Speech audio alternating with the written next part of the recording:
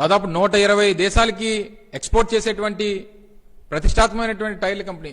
ప్రపంచంలో ఉన్నటువంటి top 5 companies లో టైర్ల కంపెనీలో యోకోహోమా సంస్థ అనేటువంటిది ఒకటి. మిచ్లిన్ గానీ, బ్రిడ్స్టోన్ గానీ, యోకోహోమా గానీ ఇవన్నీ ప్రపంచ దేశాల్లో అత్యంత పేరుగాంచినటువంటి సంస్థలు. వారికి ఏం అవసరం? ఆంధ్ర రాష్ట్రం గురించి, రాష్ట్ర ముఖ్యమంత్రి గురించి, రాష్ట్ర ప్రభుత్వం గురించి గొప్పలు చెప్పాల్సినటువంటి అవసరం ఉంది. వాస్తవాన్ని చెప్పారు. ఈ రాష్ట్రంలో ఇచ్చినటువంటి సహకారం గురించి చెప్పారు. ఈ రాష్ట్రంలో ఉన్నటువంటి పారిశ్రామిక వాతావరణ ఎన్వైరన్మెంట్ గురించి చెప్పారు. వారు మాటల్లో చెప్పడం జరిగింది. లైసెన్సుల కోసం మేం కాదు, అధికారులే మా చుట్టూ మీకు లైసెన్స్ పట్టుకెళ్ళండి బాబు అని చెప్పి మా చుట్టూ తిరిగారు అనేటువంటి మాట సంస్థ ప్రతినిధులు చెప్పినటువంటి విషయాన్ని కూడా మీకు తెలుగులో చెప్పింది, ఇంగ్లీష్లో చెప్పింది. అర్థం కాకపోతే ఎలా మీకు? ఎందుకు ఏం చేసినా సరే మేమే చేసాం. ఈయన అంటాడు నిన్న మాట్లాడుతూ, మేము 1000 కోట్లు పెట్టుబడులు ఉన్నటువంటి కంపెనీలు, 1000 కోట్లు పెట్టుబడులు పెట్టేటువంటి కంపెనీలని 100ల్లో తీసుకొచ్చామని అంటాడు లోకేష్. 100 కోట్లు పెట్టుబడులు పెట్టినటువంటి కంపెనీలు వేలల్లో తీసుకొచ్చామని చెప్తున్నాడు. అసలు 1000 కోట్లు పెట్టినటువంటి ఇండస్ట్రీస్ని వాళ్ళు ప్రారంభోత్సవం చేయడానికి మా నాన్నకి అసలు సమయం ఉండేది కాదని చెప్తున్నాడు. అబ్బా, ఎంత అమాయకుడిగా మాట్లాడుతున్నాడు. చెప్పనండి, పోనీ ఆ 1000 కోట్ల రూపాయలు తీసుకొచ్చినటువంటి కంపెనీలు ఇన్ని ఉన్నాయి, 100 కంపెనీలు అన్నాడు కదా, 100 కంపెనీలు వైట్ పేపర్ రిలీజ్ చేయమనండి. 100 కోట్ల పెట్టుబడులు పెట్టినటువంటి కంపెనీలు 1000 పైన ఉన్న, 1000 వేలల్లో ఉన్నాయన్నాడు. రిలీజ్ చేయమన్నాడు లిస్టు. రిలీజ్ చేసి ఇదిగో మా సమయంలో 1000 కోట్ల రూపాయలు పెట్టుబడులు పెట్టినటువంటి సంస్థలు ఇగో ఇన్ని వందలాది సంస్థలు వచ్చాయి, 100 కోట్ల రూపాయలు పెట్టినటువంటి సంస్థలు ఇగో ఇన్ని వేలాది మంది పెట్టుబడిదారులు వచ్చారని చెప్పి రిలీజ్ చేయమన్నాడు ప్రజలకి. ఈరోజు మీకు మీ చంద్రబాబుకేమో ఆయన మతి తప్ప ఆయన మాట్లాడుతున్నాడు, నువ్వేమో బాడీ లాస్ కోసం అని చెప్పి, వెయిట్ లాస్ కోసం అని చెప్పి మైండ్ లాస్ చేసుకుని వచ్చి నువ్వు మాట్లాడుతున్నావు. ఈరోజు నోటుకొచ్చినటువంటి మాటలు. ఏదో కుంభకోణం ఉంది, వారం రోజులు మళ్ళీ ముహూర్తం అయింది, ఏదో అంటే మంగళవారం అన్నాడట. నిన్న మంగళవారం అని చెప్పి చెప్పలేనట్టుంది. కుంభకోణం వారం రోజుల్లో కుంభకోణాన్ని బయట పెడతాను. ఏం పెడతావు నువ్వు బయటికి? కేవలం విమర్శలు చేసి ప్రభుత్వాన్ని, అసలు వాస్తవంగా ఈ వీళ్ళకి తండ్రి కొడుకులు ఇద్దరికి ఈ రాష్ట్రంలో మేము అధికారంలో లేకపోతే ఈ రాష్ట్రం సర్వనాశనం అయిపోవాలి, ఈ రాష్ట్రానికి ఏ మంచి జరగకూడదు, ఈ రాష్ట్రంలో అభివృద్ధి జరగకూడదు, ఈ రాష్ట్రంలో పారిశ్రామిక అభివృద్ధి జరగకూడదు, ఈ రాష్ట్రానికి మంచి జరగకూడదు, ఈ రాష్ట్రంలో పేదవాడికి మేలు జరగకూడదు, రాష్ట్రంలో పేదవాడికి సంక్షేమం అందకూడదు. ఈ తాపత్రయం అంటే మేము అధికారంలో ఉంటే మేము మా మనుషులు బాగుండాలి తప్ప రాష్ట్రం ఏమైపోయినా పర్వాలేదు అన్నటువంటి ఉద్దేశం అధికారంలో ఉన్నప్పుడు, అధికారంలో లేనప్పుడు ఈ రాష్ట్రంలో పేదవాడికి మంచి జరగకూడదు, రాష్ట్రానికి మంచి జరగకూడదు. ఎవరు వస్తారండి రాష్ట్రానికి పెట్టుబడులు పెట్టడానికి అని అంటాడు. ఎందుకు రారు? మీరున్నప్పుడు ఆ మాకీ సంస్థ ఏం చెప్పిందో గుర్తులేదా మీకు? ఇదే జపాన్కి చెందినటువంటి మాకీ అసోసియేట్స్ ఏ స్టేట్మెంట్ ఇచ్చిందో మీకు గుర్తులేదా? జపాన్ నుంచి ఆ డిజైన్ల కోసం తీసుకుని వచ్చి ఇక్కడ ఎవరినో సినిమా డైరెక్టర్ని కలమన్నాడట చంద్రబాబు నాయుడు. ఈ రకమైనటువంటి ఆలోచనలతో ఈ రాష్ట్రంలో ఉన్నటువంటి ఏ పేద వర్గానికి మేలు జరగకూడదు, ప్రాంతాలు అభివృద్ధి చెందకూడదు, పారిశ్రామికరణ జరగకూడదు, కనీసం ఆలోచన ఏ రోజు కూడా చేయలేదు. 14 సంవత్సరాలు ఈ రాష్ట్రానికి నీ తండ్రి ముఖ్యమంత్రిగా పనిచేశాడే, 14 సంవత్సరాలు ఈ రాష్ట్రానికి ముఖ్యమంత్రిగా పనిచేసి ఏ రోజన్నా అన్ని ప్రాంతాల అభివృద్ధి చెందాలని కానీ, అన్ని ప్రాంతాలకి పారిశ్రామిక అభివృద్ధి జరగాలని కానీ, ఉమ్మడి రాష్ట్రంలో కూడా ఈ 974 కిలోమీటర్ల సముద్ర తీరం ఉంది కదా, ఆ ప్రాంతాన్ని ఎందుకు యూటిలైజ్ చేసుకోవాలనేటువంటి ఆలోచన ఎందుకు చేయలేదు?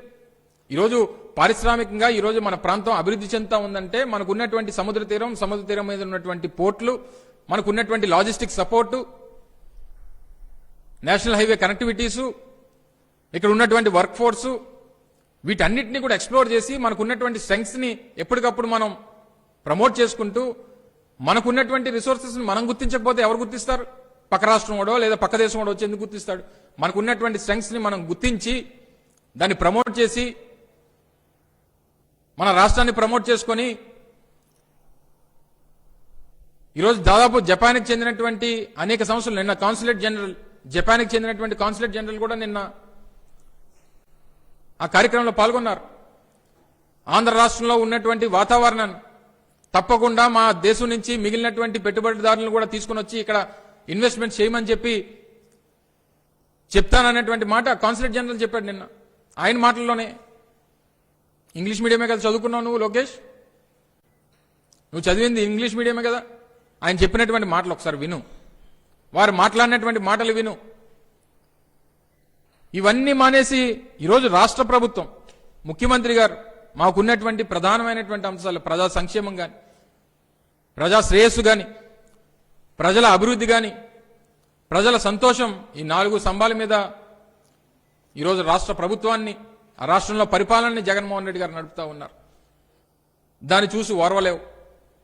నువ్వు నీకా అవకాశం ఇచ్చినప్పుడేమో మీరు పనిచేయరు, లేనప్పుడేమో రాష్ట్రం ఏమైపోయినా పర్వాలేదు అన్నటువంటి ఆలోచనతో మీరు మాట్లాడతారు. మీరు ఏం చేశారు అసలు చెప్పండి. మీరు 5 సంవత్సరాలు ఈ రాష్ట్రంలో ఉమ్మడి ఆ రోజు రాష్ట్ర విభజన జరిగిన తర్వాత 5 సంవత్సరాలు మీకు అధికారం ఇస్తే 4 సార్లు పార్ట్నర్షిప్ సమిట్లు పెట్టి 20 లక్షల కోట్ల పెట్టుబడులు అని చెప్పి 40 లక్షల మందికి ఉద్యోగాలని చెప్పి దాదాపు 150 కోట్ల రూపాయలు ఖర్చు పెట్టి మా వైజాగ్లో బోర్కా వాళ్ళు ఉంటారు, ఈ నేపాల్ నుంచి వచ్చిన వాళ్ళందరికీ సూటు బోటు వేసి నువ్వు ఎంఓయూలు చేసుకుంటే ఎవరు తీసుకొచ్చి పెడతాడు పెట్టుబడులు? వాళ్ళు తీసుకుని వచ్చి నించోబెట్టి సూటు బూటు బయటను పెట్టి మీ డ్రామా పార్టీ కాబట్టి మీది, వాళ్ళు తీసుకుని వచ్చి నించోబెట్టడం, ఫోటో తీసుకోవడం. ఈయనకి అలా ఫోటోలు తీసుకొని ఈడేమో 5 కోట్లు, ఈడేమో 10 కోట్లు, ఈడేమో 1000 కోట్లు, ఈడేమో 10,000 కోట్లు అని చెప్పి ఫోటోలు తీసి మీకు పేపర్లు ఉన్నాయని చెప్పి టీవీలు ఉన్నాయని చెప్పి చూపించేసి ప్రజలు మోసం చేస్తే ఇంకా ప్రజలు అమాయకులు అనుకుంటున్నారా? అసలు మీరు చెప్పినటువంటి మాటలకి, మీరు చేసినటువంటి ఎంఓయూలకి, మీరు చెప్పినటువంటి ఫిగర్స్ కి, జరిగినటువంటి వాస్తవానికి ఒకసారి మీరు దానికి సమాధానం చెప్పగలరా? జగన్మోహన్ రెడ్డి గారు చాలా క్లియర్గా మనం పెట్టుబడి పెట్టేటువంటివి, గ్రౌండ్ అయ్యేటువంటివి, ఇక్కడికి ఇన్వెస్ట్మెంట్స్ వచ్చేటువంటివి, గ్రౌండ్ అయినంత వరకు ఏ ఫిగర్ కూడా బయటికి చెప్పడానికి లేదు. కాకి లెక్కలో చెప్పొద్దు. ఎక్కడ కూడా మీరు తప్పుడు మాటలు కానీ, తప్పుడు లెక్కలు కానీ ఎప్పుడు చెప్పాల్సినటువంటి అవసరం లేదు. ఏది వస్తే అదే చెప్దాం అనేటువంటి మాట 10 సార్లు చెప్తారు. రియలైజ్డ్ ఇన్వెస్ట్మెంట్ కోసం చెప్పంటాడు, గ్రౌండ్ అయినటువంటి ఇన్వెస్ట్మెంట్ గురించి చెప్పంటారు, ప్రొడక్షన్లో వచ్చినటువంటి వాటి గురించి, పెట్టుబడులు పెట్టేటువంటి వాటి గురించి, గ్రౌండ్ అయ్యేటువంటి వాటి గురించే తప్ప మిగిలినవి ఏవి కూడా దయచేసి చెప్పొద్దు. వారికి కావాల్సినటువంటి సహకారం ప్రభుత్వం నుంచి అందిద్దాం, వారికి చేయూతనిద్దాం. నిన్న 3 సార్లు నిన్న జరిగినటువంటి ప్రసంగంలో 3 సార్లు చెప్పాడు, మీకు ఏది కావాలన్నా సరే ప్రభుత్వం ఒక్క ఫోన్ కాల్ మాత్రమే మీకు దూరంగా ఉంటది. ఫోన్ కాల్ దూరంలో మీకు ఏ పని కావాలన్నా, మీ సంస్థలకి ఇక్కడ పెట్టుబడులు పెట్టేటువంటి ఏ పారిశ్రామికవేత్త అన్నా ఒక ఫోన్ కాల్తో మీకు ఉన్నటువంటి ప్రతి సమస్యని పరిష్కరిస్తామనేటువంటి మాట చెప్పాడు. ఏ ముఖ్యమంత్రి చెప్తారండి ఇలా? ఈరోజు ఎంఎస్ఎంఈలు, రాష్ట్రంలో ఉన్నటువంటి ఎంఎస్ఎంఈలకి పాత ప్రభుత్వం ఇవ్వాల్సినటువంటి బకాయిలు కూడా 1700 కోట్ల రూపాయలు గడిచినటువంటి 3 సంవత్సరాల్లో ఇన్సెంటివ్స్ ఇచ్చినటువంటి ప్రభుత్వంగా, మళ్ళీ ఈ నెల 2 నెలల్లో మరో ఈ సంవత్సరానికి సంబంధించినటువంటి ఇన్సెంటివ్స్ కూడా విడుదల చేయబోతా ఉన్నాం. దాదాపు కేవలం 1360 కోట్ల రూపాయలు ఎంఎస్ఎంఈలకు సంబంధించినటువంటి ఇన్సెంటివ్స్ రాష్ట్ర ప్రభుత్వం విడుదల చేసింది గడిచినటువంటి 3 సంవత్సరాల్లో. చిన్న పరిశ్రమలకి చేయూతనివ్వాలి, వారికి చేయూతగా అండగా నిలబడాలి, వారికి హ్యాండ్ హోల్డింగ్ ఇవ్వాలి అని చెప్పి వాళ్ళకి చెప్పినటువంటి మాట ప్రకారం వారికి ఇన్సెంటివ్స్ ఇచ్చి వారిని ఆదుకున్నటువంటి ప్రభుత్వం. దాంతోపాటు ఈ ప్రభుత్వం తీసుకొచ్చినటువంటి చట్టం 75% స్థానికులకు ఉద్యోగ అవకాశాలు కల్పించాలని నిన్న టూర్ జరుగుతున్నప్పుడు, ఆ ఇండస్ట్రియల్ టూర్ లోపల మా ఇండస్ట్రీ ప్రొడక్షన్ ఏ రకంగా జరుగుతున్నటువంటి ఆ వాక్ త్రూ జరుగుతున్నప్పుడు ఆ కంపెనీ ప్రతినిధులకు 10 సార్లు చెప్పాడు, ఏదన్నా చేయండి, ఏ సపోర్ట్ కావాలని ఇస్తాం, స్థానికులకి 75% ఉద్యోగాలు, దాంట్లో మాత్రం రాజీ పడడానికి ఎక్కడా కూడా ఆస్కారం లేదు. కంపల్సరీ 100% మంది స్థానికులకు ఉద్యోగ అవకాశాలు ఉండాల్సిందే, అది మా చట్టం, మేము మా అసెంబ్లీలో బిల్లు పాస్ చేస్తామనేటువంటి మాట చెప్పడం జరిగింది. 3 సార్లు చెప్పారు. అక్కడ ఉన్నటువంటి గంట సమయంలో ఆ కంపెనీ ప్రతినిధులకి 3 సార్లు స్థానికులకి ఉద్యోగ అవకాశాలు దేనికి తీసుకొస్తాం? పరిశ్రమలు స్థానికంగా రాష్ట్రానికి సంబంధించినటువంటి రెవెన్యూస్ పెరగాలి, స్థానికులకు ఉద్యోగ అవకాశాలు రావాలి. ఇవన్నీ ఈ ఆలోచనతో రాష్ట్ర ప్రభుత్వం ముందుకెళ్తున్నటువంటి క్రమంలో అసలు ఏది చేసినా మేమే చేస్తాం. మొన్న అక్కడికి వెళ్ళి అపాచీ ఇండస్ట్రీకి సంబంధించినటువంటి ఫౌండేషన్ ఇస్తే అది మేమే మాట్లాడామంటాడు. టీసీఎల్కి ఓపెనింగ్ వెళ్తే అది మేమే చేసామంటాడు. నేను యోకోహోమా ప్రారంభోత్సవం చేస్తే అది మేమే చేసామంటాడు. మాట్లాడితే ఎక్కడ పని జరుగుతుందో నాకు తెలియగలుగుతాను. మాట్లాడితే పని అవుతుందా? చేయాల్సిన పని చేస్తే రావాల్సినటువంటి ఇండస్ట్రీలు వచ్చి గ్రౌండ్ చేసి ఇన్వెస్ట్మెంట్ పెట్టి నలుగురికి ఉద్యోగాలు ఇస్తే అది గొప్పతనంగా చెప్పుకోవాలి. కానీ నేను ఆడితో మాట్లాడాను, నేను వీడితో మాట్లాడాను, మేము మాట్లాడితే వీళ్ళు ప్రారంభోత్సవాలు చేస్తున్నారు, మాట్లాడితే మేమెందుకు ప్రారంభోత్సవాలు చేస్తాం? మేము పని చేస్తాం కాబట్టి, భూమి ఇచ్చింది మేము, పర్మిషన్లు ఇచ్చింది మేము, వాళ్ళు ఇన్వెస్ట్మెంట్ చేసింది మా హయాంలో, ప్రారంభోత్సవం చేసింది మా హయాంలో. మరి మేము చెప్పుకోకపోతే నువ్వెలా చెప్పుకుంటావు నాకు తెలియగలుగుతా? అసలు నువ్వు ఐటీ మినిస్టర్గా పనిచేసావు రాష్ట్రానికి దాదాపు 2.5 సంవత్సరాలు. ఏం చేసావు చెప్పు అసలు? నీ హయాంలో ఎన్ని ఉద్యోగాలు వచ్చాయి? అసలు నీ హయాంలో ఏం ఇండస్ట్రీలు తీసుకుని వచ్చావు? ఏది చెప్పుకోవడానికి ఏం లేదు. ఈరోజు మాట్లాడితే కేవలం విమర్శలు చేయడం, ప్రభుత్వాన్ని ఏదో రకంగా నిందించడం, ఈ రాష్ట్రానికి ఏది మంచి జరగకూడదు అనేటువంటి ఆలోచన చేయడం. జగన్మోహన్ రెడ్డి గారు ఎవరైనా పెళ్లి కోరితే చంద్రబాబు నాయుడు చావు కోరే రకం. రాష్ట్రానికి మంచి జరగకూడదు, ఇన్వెస్ట్మెంట్స్ రాకూడదు, రాష్ట్రానికి అభివృద్ధి జరగకూడదు, ఈ రకమైనటువంటి. నిన్న మళ్ళీ ఆయన మాటల్లో అంటాడు, ఇక రాష్ట్రంలో పరిశ్రమలు పెట్టాలంటే జగన్మోహన్ రెడ్డి గారికి వాటాలు ఇవ్వాలి, భారతమ్మకు వాటాలు ఇవ్వాలి, సీఎంఓలో వాటాలు అడుగుతున్నారు. అసలు భారతమ్మ ఏం సంబంధం? అసలు భారతమ్మ గురించి మాట్లాడుతున్నావు నువ్వు? నీకు నీ భార్య బ్రాహ్మణికి ఏదైనా గొడవలుంటే మీరు తేల్చుకోండి. నాకు తెలిసి నీకు కొంత రాజకీయ పరిజ్ఞానంతో మాట్లాడావు. వీళ్ళు భారతమ్మ గురించి ఏదైనా మాట్లాడితే వీళ్ళు నా భార్య గురించి ఏదైనా మాట్లాడతారు అనేటువంటి ఉద్దేశంతో మాట్లాడినా, ఆ రాజకీయ పరిజ్ఞానంతో మాట్లాడినా. కానీ మేము నీ అంత నీచంగా మాట్లాడాలనేటువంటి ఆలోచన మాకు లేదు. నీకు బ్రాహ్మణికి ఏం తగులుంటే మీ నాన్నని మీ మా బాలకృష్ణ ఇద్దరిని కూర్చోబెట్టి మాట్లాడుకో. నువ్వు తిట్టలేక మాతో నీ భార్యను తిట్టించాలనేటువంటి తాపత్రయం నీలో నిన్న కనబడింది. అసలు భారతమ్మ ఏ రోజన్నా రాజకీయాల్లో బయట కనబడ్డారా నీకు? ఎక్కడైనా మాట్లాడినటువంటి సందర్భాలు ఉన్నాయా? ఏ రోజన్నా బయటకు వచ్చినటువంటి సందర్భాలు ఉన్నాయా? నువ్వు నీకు నోటుకు వచ్చినట్టు ఇంకొకసారి భారతమ్మ గురించి కానీ మాట్లాడితే, రాజకీయంగా ఉన్నాం కాబట్టి మా గురించి ఏదైనా మాట్లాడతావు, పార్టీ గురించి ఏదైనా మాట్లాడతావు, ప్రభుత్వం గురించి ఏదైనా మాట్లాడతావు. మళ్ళీ మిమ్మల్ని ఏమన్నా అన్నావు ఇంట్లో, నిన్ను కానీ మీ నాన్న కానీ ఏదైనా అంటే మళ్ళీ ఇద్దరు కూర్చొని బోర్మని ఏడుస్తారు. అది మాతో అనిపించుకోవడం ఎందుకు? మీరు ఏడడం ఎందుకు?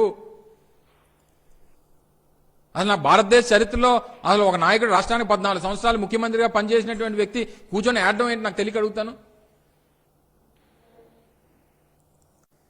ఈరోజు ఈ పరిస్థితుల్లో మీరు మీ నాయకత్వాన్ని నడుపుతా ఉన్నారు.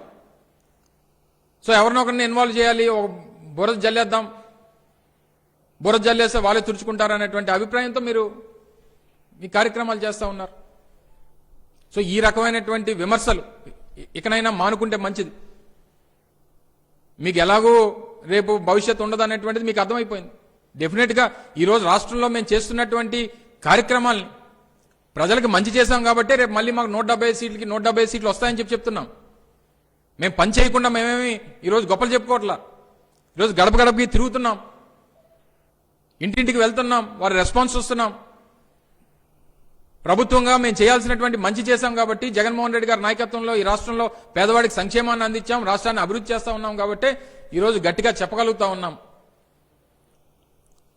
ఈరోజు ఆ కార్యక్రమాన్ని, సంక్షేమాన్ని, అభివృద్ధిని అన్ని ఒక దీంట్లో తీసుకెళ్తూ రాష్ట్రాన్ని పారిశ్రామికంగా పరుగులు పెట్టిస్తూ అభివృద్ధిని, సంక్షేమాన్ని అన్ని రకాలుగా కూడా ప్రజలకు అందిస్తూ ఈరోజు చేస్తా ఉంటే నువ్వు నీ కడుపు అంటే ఏంటి నాకు తెలియగలుగుతాను. అసలు ఏం మాట్లాడుతున్నావో? జగన్మోహన్ రెడ్డి గారు 10th క్లాస్ పాసు, తర్వాత ఏం చదివాడో తెలియదు అంటావు. జగన్మోహన్ రెడ్డి గారు ఏం చదివారో అందరికీ తెలుసు.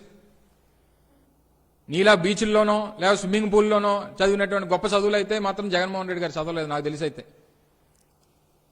జగన్మోహన్ రెడ్డి గారు ప్రజల తాలూకు కష్టాన్ని చదివాడు.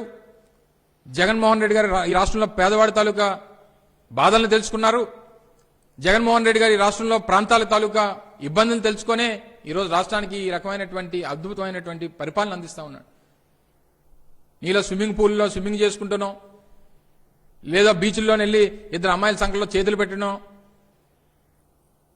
ఈ చదువులు అయితే మాకు తెలీదు. ఈ సంస్కృతి కానీ ఈ చదువులు కానీ ఎంత పెద్ద చదువులు మాకైతే ఇటువంటి చదువులు, నీలాంటి సంస్కృతి, నీలాంటి సంస్కారాలు వాస్తవానికి అయితే మాకైతే లేవు. నువ్వు కూడా జగన్మోహన్ రెడ్డి గారిని అసలు నీకు ఒకసారి వార్డు మెంబర్గా గెలిచావు అసలు ఎప్పుడన్నా? అసలు వార్డు మెంబర్గా కూడా గెలవలేనటువంటి నువ్వు కూడా జగన్మోహన్ రెడ్డి గారి తాలూకా నాయకత్వాన్ని, ప్రభుత్వాన్ని విమర్శించేస్తా ఉన్నావంటే రేపు గ్యారంటీగా నీకు మళ్లీ మంగళగిరిలో మంగళం పాడేయడం ఖాయం అనేటువంటి విషయం నీకు తెలిసిపోయింది. నీకు ఇవన్నీ తెలిసి ఏదో రకంగా ఉన్నంతకాలం ఏదో ఇచ్చే, అసలు నువ్వు మీ నాన్నకు నువ్వు, నీకు ఇంకొకడు, ముగ్గురం కలిసి మనంలాగా ఒక ఫోటో తీసుకొని, మనం సినిమాలాగా ఫోటో పెట్టుకొని ఆ అవినీతి ప్యాలెస్ లో, ఆ జూబ్లీహిల్స్ ప్యాలెస్ లో అసలు శాశ్వత జీవితం గడిపేస్తే బాగుంటది. పక్కన ఒక కుక్క పిల్లని పెట్టుకొని మీరు ఇంకా, నాకు తెలిసి మీరు ఇక ఈ రాష్ట్రంలో అధికారం అనేటువంటి అసలు ఆ పదాన్ని మీరు కానీ మీ రాజకీయ పార్టీ కానీ తాకడం అసమంజసం. దీనికోసం అని చెప్పి మీరు నోటుకొచ్చినటువంటి మాటలు మాట్లాడి జగన్మోహన్ రెడ్డి గారిని, ముఖ్యంగా భారతమ్మ గారిని, ఎవరిని పడితే వాళ్ళని నోటుకొచ్చినటువంటి మాటలు మాట్లాడితే మర్యాదగా ఉండదు అనేటువంటి విషయాన్ని కూడా మరొకసారి ఈ సందర్భంగా తెలియజేస్తా ఉన్నా.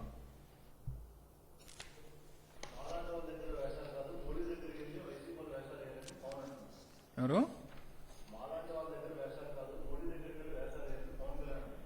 ఏమేయాలి మోడీ గారి దగ్గరికి వెళ్ళి?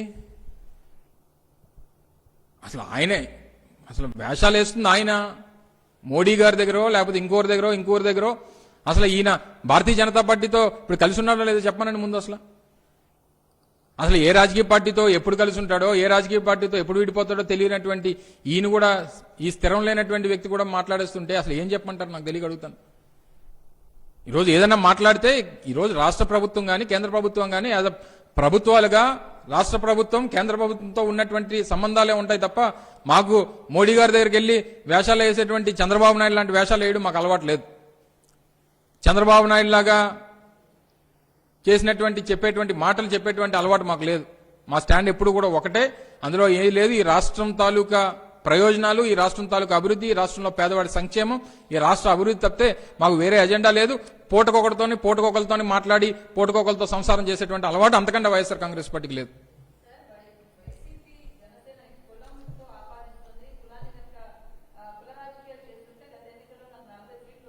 ఏమన్నాం? మేమేమన్నామ్మా?